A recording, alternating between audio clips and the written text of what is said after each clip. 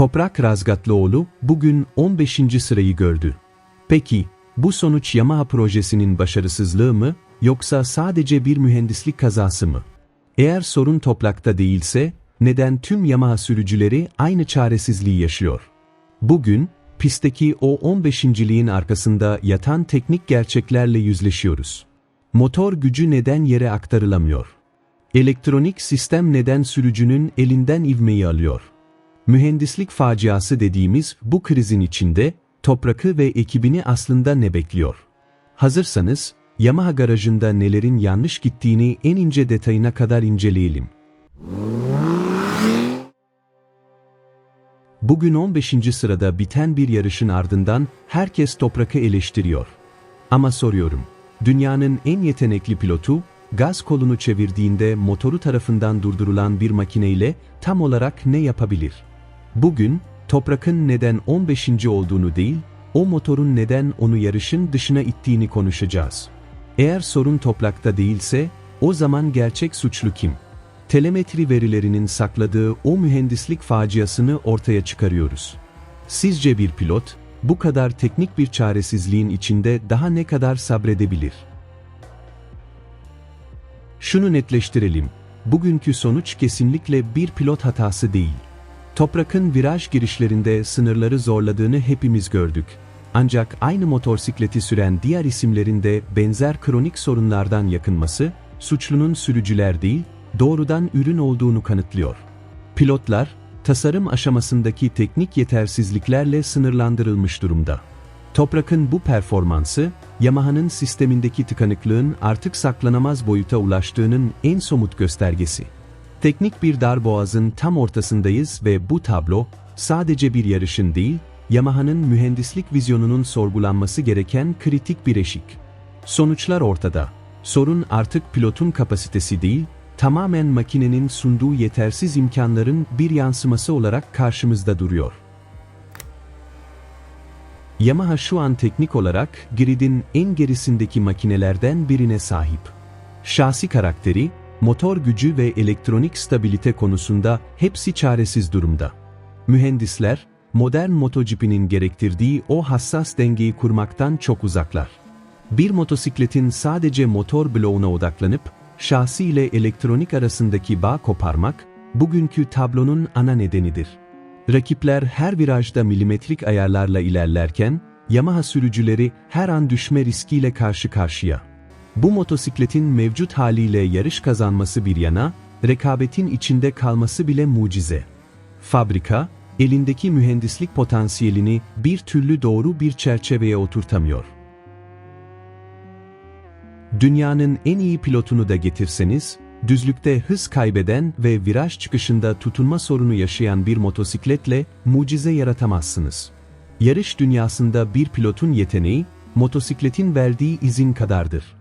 Eğer motosiklet size o virajı 100 km/saat hızla dönme imkanı vermiyorsa, pilotun ne kadar yetenekli olduğu bir noktadan sonra önemini yitirir. Toprak, motorun tüm dengesizliklerine rağmen arayı kapatmaya çalışıyor ama fizik kuralları burada devreye giriyor.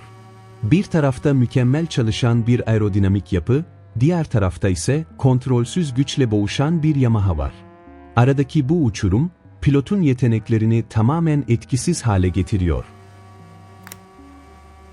Sorun Yamaha sürücülerinde değil, altındaki mühendislik faciasında. Sistemin kalbinde yer alan yazılım, motorun karakteriyle uyum içinde çalışmıyor. Çekiş kontrol sistemi, viraj çıkışında motoru olması gerekenden çok daha sert kesiyor.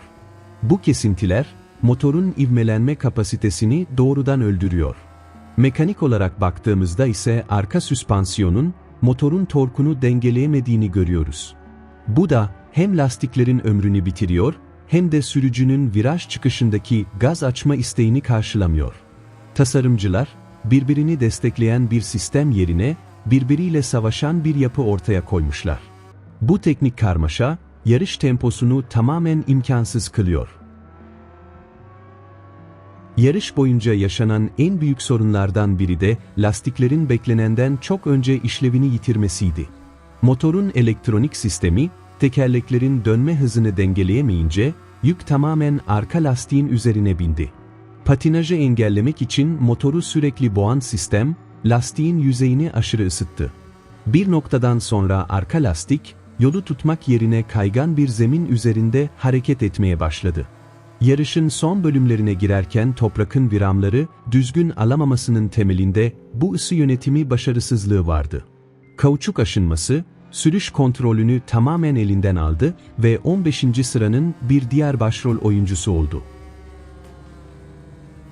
Yamaha'nın üzerindeki baskı her geçen gün artıyor. Fabrika, motorun yüksek devirli karakterini, sürücünün frenleme tarzına uydurmakta büyük zorluk çekiyor. İki uç, orta noktada bir türlü buluşamıyor. Bugün gelen bilgiler, elektronik paketinin tepeden tırnağa değişmesi gerektiği yönünde. İnce ayarlar, bu büyüklükteki bir sorunu gidermeye yetmiyor. Yazılımın, pilotun el hareketlerini önceden tahmin eden, öğrenen bir yapıya bürünmesi şart. Avrupa yarışlarına kadar yapılacak olan bu denemeler, aslında sezonun geri kalanını belirleyecek. Ya sistem tamamen yenilenecek ya da bu sezon bir kayıp olarak kalacak. Sıra, yolun sonu değil, sadece ciddi bir ikaz niteliğinde. Bu hantal yapıyla hala zorlamaya çalışmak, makinenin genetiğinde bir potansiyel olduğunu gösteriyor. Fabrika takımı, eğer sürücünün frenleme tarzını destekleyen bir elektronik harita çıkarabilirse, durum aniden değişebilir. Zorluklar fazla olsa da, bu makinenin özünde hala kazanma isteği var. Sadece doğru dijital köprünün kurulması bekleniyor. Sabırlı olmak, bu gelişim sürecinin bir parçasıdır. Gelişim, bir anda olmaz. Aşama aşama, hatalardan ders çıkarılarak ilerlenir. Motorun o gizli gücünü ortaya çıkarmak, doğru mühendislik hamlelerine bakıyor. Bugün alınan sonuç, bir şeylerin değişmesi gerektiğinin en somut göstergesi oldu. Sonuca değil, gidişata odaklanan herkes, sistemin eksiklerini görebiliyor. Toprak, bu projeyi sadece bir iş olarak değil, bir geliştirme hedefi olarak görüyor. Sizce Yamaha, sürücünün o agresif frenleme tarzına uyum sağlamak için güvenlik önlemlerinden taviz vermeli mi? Elektronik kısıtlamaların tamamen kaldırılması, beklenen büyük değişimi getirir mi, yoksa sadece yeni bir risk mi yaratır? Kendi bakış açınızla ne düşünüyorsunuz? Düşüncelerinizi paylaşmanız, durumu anlamak adına çok önemli. Bir sonraki değerlendirmede yeni gelişmelerle tekrar görüşmek üzere, takipte kalın.